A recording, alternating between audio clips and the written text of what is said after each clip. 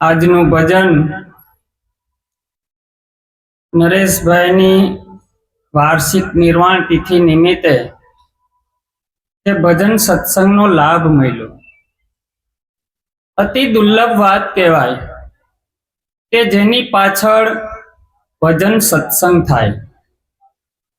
કેમ કે આ જગતની અંદર ક્યાંય તમે નજર નાખો ને તો કોઈ ક્રિયાની અંદર બધી વસ્તુ કરાવશે, કંઈક હોમ કરાવશે, હવન કરાવશે, મંત્ર જાપ કરાવશે, પણ સત્સંગ અતિ દુર્લભ છે. કેમ કે સત્સંગ અંદર જો જીવન જાય અને સત્સંગ કોઈને મળે તો એના જીવનની અંદર પ્રકાશ થાય. કેમ કે જેના જેના જીવનની અંદરથી સ્વજનોની વિદાય થઈને એટલે એમાંથી કોક ને કોક જાગ્યું છે. કેમ કે સ્વજનોની વિદાય ન થઈ હોય અને જો એની અંદર એને ચોટ ન લાગે, કેમ કે આની અંદરથી જાય તો બધા છે પણ આની અંદર કોક કોકને ચોટ લાગી જાય. જ્યારે મીરાબાઈને જીવનની અંદર 4 જણની વિદાય થઈ, એના ઘરની અંદરથી 4 વ્યક્તિઓની વિદાય થઈ અને મીરાબાઈને ખબર પડી ગઈ, ઓહો, જે આ દેહ આવે છે અને દેહ જાય છે એ તો નાશવંત છે, તો સાચું શું? તો આવી ચોટ લાગી. જેને જેને જીવનની અંદર ચોટ લાગી છે એ આની અંદર કે અંદર ઉતરી અને પોતે જોઈ છે કે આમાં સત્ય શું હોય છે. કેમ કે સત્ય ત્રિકાળા બાદ હોય. કેવું હોય? જે ત્રણેય કાળમાં જેની હાજરી હોય એ ક્યારેય જેની બાદ બાકી નો થાય, ભાંગાકાર નો થાય, ગુણાકાર નો થાય, પણ છેલ્લે જેમ ભાંગાકાર કરતા જાવ એટલે છેલ્લે શું વધે? શેષ વધે. જ્યાં કાંઈ નથી. પછી રવિ સાહેબ બોલ્યા છે કે હવે આ નવી નવી નકલમાં હું આવું. કેમ કે આપણે આ બધી નવી નવી નકલની અંદર આપણું જીવન રોકાઈ ગયું છે. ક્યાં? આપણે આ બધા નકલની અંદર જ રોકાણા છે ને. આપણે કોઈ પણ આપણે ઝેરોક્સ કરાવવા જઈએ તો ઓરિજિનલની ઝેરોક્સ થાય કે ઓરિજિનલ હોય એની ઝેરોક્સ થાય? ઓરિજિનલ હોય એની ઝેરોક્સ થાય ને. એમ આપણે અનાદિ કાળથી આવેલા આવીએ છીએ. ક્યાં? આપણે એમ થાય છે કે આ પહેલો વેલો જ આપણો જન્મ છે. આપણે અનાદિ કાળથી આવેલા આવીએ છીએ. કંઈક ના કોકના સંઘની અંદર આપણે ક્યાંક ને ક્યાંક હઈ છે. કેમ કે જો આ સંઘની અંદર ન હોય અને સત્ય શબ્દ આની અંદર ન ઉતરો હોય તો સત્સંગની અંદર આપણે બેસી પણ ન શકીએ. કેમ કે જીવનની અંદર જ્યારે જાગે જીવન એટલે સૌથી પહેલી આની ભ્રમણા ભાંગે. શું ભાંગે? કે હું અને ઈશ્વર જે જુદા છે એનો ભેદ તૂટે. ભેદ તૂટે એટલે આને ખબર પડે કે આ વિશ્વની અંદર કોઈ નાનું મોટું નથી. બધી સદગુરુએ દ્રષ્ટિમાં ક્યાં કરાવી? સમદ્રષ્ટિ કરાવી. કેવી? સમદ્રષ્ટિને તૃષ્ણા ત્યાગી, જીવવા થકી સત્ય ન બોલે, પરધન નવ જાલે હાથ, વૈષ્ણવ જન તો તેને કહીએ જે પીડ પરાઈ ન જાણે. કેમ કે કોકની વેદના જાણે, પીડા જાણે. કેમ કે આ તનકી જાણે,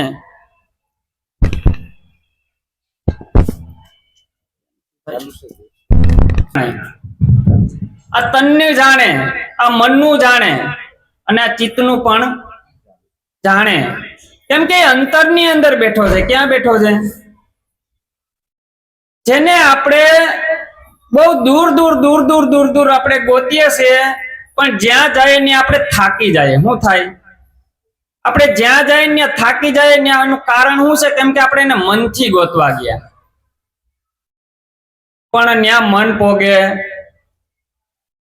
સદગુરુના દેશમાં જેની સુરતા હાલે એ બેઠો બેઠો જ્યાં બેઠો ન્યાય એને પરમાત્મા મળે. કેમ કે પરમાત્માને ગોતવા માટે એક ડગલું પાછળ નથી જવું અને એક ડગલું આગળ નથી જવું. પરમાત્મા ક્યાં છે? જ્યાં છે ત્યાં છે. કેવો છે? કેમ કે પરમાત્મા કોઈ રંગમાં નથી, રૂપમાં નથી, આકારમાં નથી, કોઈ દેશની અંદર નથી, કોઈ વેશમાંય નથી. પરમાત્મા કેવો છે? જેવા તમે છો એવો જ પરમાત્મા છે. આપણે પરમાત્માને કંઈક વિશિષ્ટ રૂપે ચિત્ર દીધો ને એટલે આપણી નજરમાં નથી આવતો. એટલે અહીં ગેમલદાસ બોલ્યા છે, ઓધા જાણે એને અમે જાણીએ. એમ કે જાણે એને અમે જાણીએ, વર રાધાનો વખાણીએ. કઈક જાણ્યા નરસિંહ મહેતા નાગરે, ઊંડી લખી કોરા કાગળીએ. સદગુરુએ આપણે કોરા કાગળ ઉપર લખીને બતાવ્યું કે જોઈ લે ભાઈ, આ ઈશ્વર તત્વ છે. શું છે?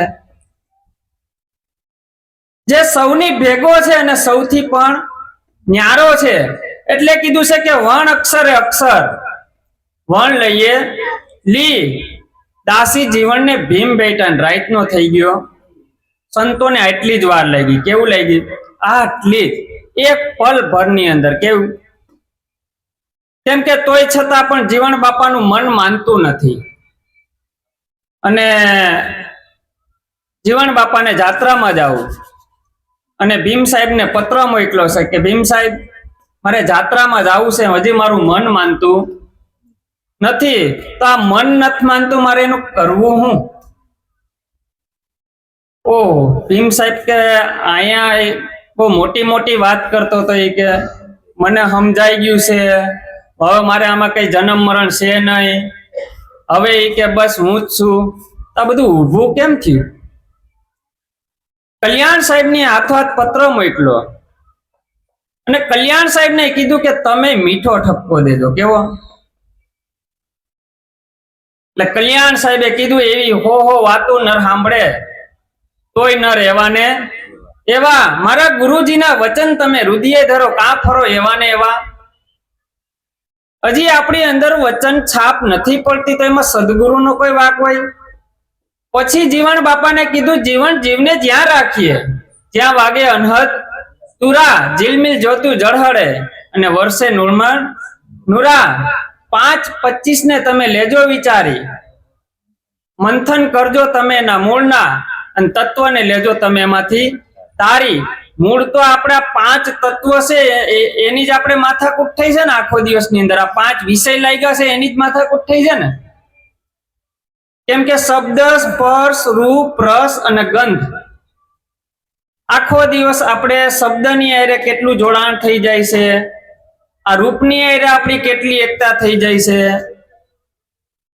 આ જ્ઞાન ઇન્દ્રિયો આની હારે કેટલી બધી આની પ્રબળ થઈ જાય છે. કેમ કે આને 5 જ્ઞાન ઇન્દ્રિય જો આને પોતાને વશ કરતા આવડી જાય તો એને કરવું પડે નહીં બીજું. કેમ કે બીબે પાડી દઉં બીજી ભાત. કેમ કે આ સંતો આને બીબે ભાત બીજી પાડી દે. કેવી થાય? કેમ કે મનનો વિચાર તમે કરો, તમે મનનો વિચાર કરો તો મનનો વિચાર થાય છે કે શરીરનો થાય છે? શરીરનો વિચાર કરો તો આ શરીરનો વિચાર થાય છે કે કરવા વાળાનો થાય છે? આપણે થોડુંક આની અંદર શરીરની અંદર યાત્રા કરતા હોય તો આપણે આ બધાને ખ્યાલ હોવો જોઈએ ને કે આમાં યાત્રા કરે છે કોણ અને કરાવે છે કોણ. આમાં જો શરીર હાલતું હોય તો મળદું પડ્યું જ છે, મન વિચાર કરીને બતાવે. મળદું પડ્યું જ હોય ને એટલે કીધું છે મળદું પડ્યું મેદાનમાં. આ ખેલ ક્યાં છે? મેદાનની અંદર પડ્યું છે. જ્યાં કાંઈ નથી ત્યાં બધો ખેલ છે. કેવો છે? મેદાનની અંદર આનો ખેલ છે. જ્યારે આને ખબર પડે કે આની અંદર ખરેખર કઈ બન્યું નથી, કાંઈ થયું નથી, તો આ બધું ઉત્પન્ન થયું છે એ મારા અહંકારના કેન્દ્રની અંદર આ બધું ઊભું થયું છે. એટલે મીરાબાઈએ કીધું કે ઘૂંઘટ કા પટ ખોલ તો હે પિયા મળે. આખો દિવસ આની અંદર અહંકાર જ પ્રબળ થાય છે ને. આની અંદર આખો દિવસ દિલીપભાઈ ઉભા કેટલી વાર થાય? કાંઈક નાની એવી ઘટના ઘટે તો તરત ઊભા, એક પણ હાશકારો આવે નહીં, પણ આમાં ગમે એટલું મથે પણ આમાં હાશકારો થાય. પણ જો અનુભવ રૂપી પ્રગટ થાય તો આને તરત હાશકારો થાય. કેવો થાય? એક હાથી હતો ને, હાથી, એને ખૂબ પાણીની તરસ લાગી. પાણીની તરસ લાગી એટલે ચારેય બાજુ પાણી પાણી પાણી ગોતે, ચારેય બાજુ વનની અંદર ભટકે. એવામાં દોડતો દોડતો દોડતો એક સરોવર આવ્યું. સરોવરની અંદર જેવું પાણી દેખાણું એવું હાથી એની અંદર ડૂબકી મારી અને પાણી પી લીધું. પાણી પીતા પીતા પીતા પીતા અંદરથી હાશકારો નીકળી ગયો. હાશ. હવે ઈ પાણીની અંદર ઓલું માછલું રહેતું હતું. એ માછલું સાંભળી ગયું કે આડું આ હાશ હૈસે હું કે હાથીભાઈ કે આ તમે હાશ બોલ્યા ઈ છે હું? હાથીભાઈ કેવા આને મારે કેમ કેવું કે હાશકારો હું છે? ઈ કે પણ કયો ની હાશકારો હું કહેવાય? એટલે હાથીભાઈ હુંડની અંદર ઈ માછલાને પકડીને કિનારે મૂકી દીધું અને ઓલું તડફડિયા મારવા વર્ગી ગયું. તડફડિયા જેવું મારવા વર્ગી ગયું ને, હાથીભાઈને એમ થયું કે આ મરવાની અણી ઉપર આવી ગયું. જેવું હુંડમાં લઈને પાછું મૂક્યું અને કીધું હાશ. હવે બોલો આ હાશકારો શું કહે? ત્યારે હાથીભાઈ એમ કે બોલો હવે હાશ નો તમે શું કહો? એમ અનુભવ થાય. એટલે કીધું છે કે અનુભવ્યાનો ઉપદેશ સમજો તો સમજાશે, આવરણ નહીં આવે લેશ આત્મ ઓળખાય. દેહ રહિત દર્શામાં આવે જેમ પ્રતિબિંબ પાણીમાં, બિંબ બાર પણ પરખ પાણીએ, એમ દર્શે વાણીએ. કેમ કે જ્યારે અનુભવ થાય,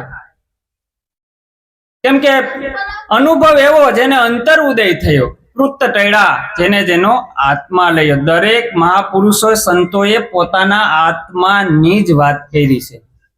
આમાં કોઈની પણ બીજી વાત કરી. આત્મા એટલે સ્વયં પોતે. પોતાની ઉપર જ દ્રષ્ટિ લાવી અને વાત કરી છે કે આમાં ખરેખર હું હઈશું કોણ? આ પાંચ તત્વના દેહની અંદર આ આખો દી આ કાર્યશીલ રહી છે. કાર્યશીલ એવો રહી છે, હાથ લેતી દેતીનું કામ કરે છે, આંખ જોવાનું કરે છે, કાન સાંભળવાનું કરે છે. તો આને બધું કોઈક હલાવી તો રહી હોય છે ને, આવો વિચાર આવે. કેમ કે જોતા જોતા જોતા મળી ગયા અમને સાચા સાગરના. કેમ કે આની અંદર કેવું કીધું છે કબીર સાહેબે? જોતા જોતા મળ્યું. કેવું? આત્માનો સ્વભાવ શું છે ખબર? કેવલ જોવું અને જાણવું.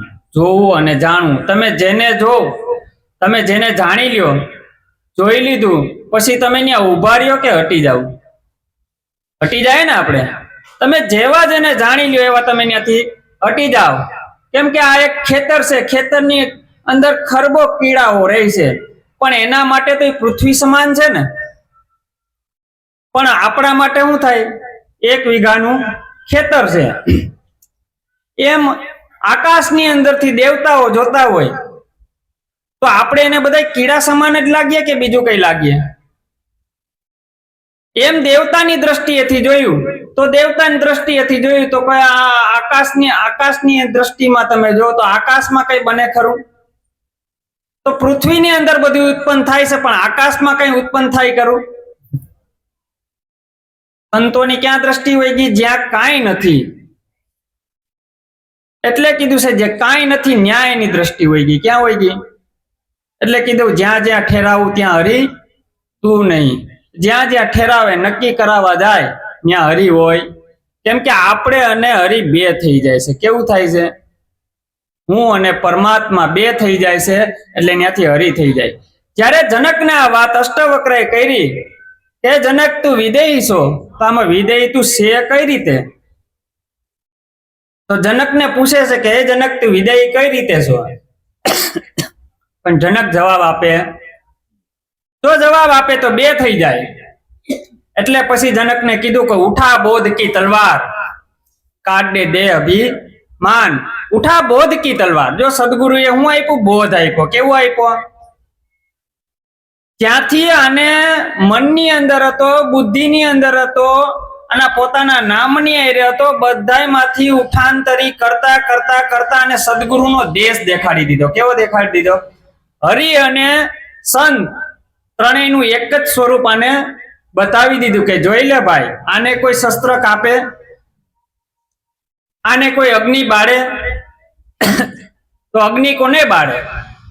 તો કે આ દેહને કદાચ બાળે, તો દેહ તો હું તો નથી. તો આપણી દ્રષ્ટિ આખો દિવસ ક્યાં હોવી જોઈએ? દેહાતીતની અંદર હોવી જોઈએ. ક્યાં?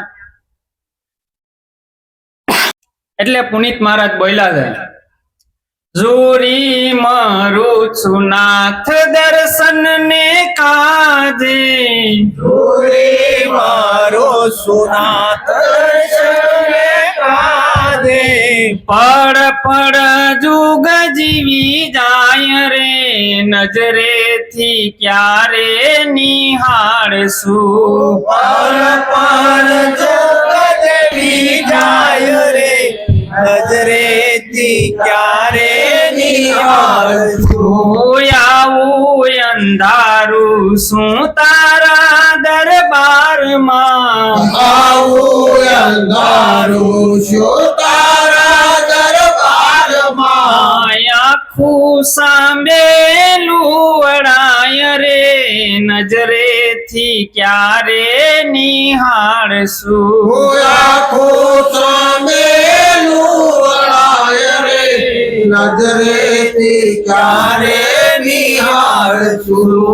અરજી અમારી છે જૂના દફતરમાં, અરજી અમારી છે જૂના દફતરમાં, લક્ષ્ય એ ક્યારે લેવાય રે, નજરેથી ક્યારે નિહાળશું, ક્યારે લેવાય રે, નજરેથી ક્યારે નિહાળશું. આ પુનિત મહારાજ બોલ્યા છે, ઝૂરી મરું છું નાથ દર્શન ને કાજે. જો દર્શનની તડપ લાગી, કેવી લાગી?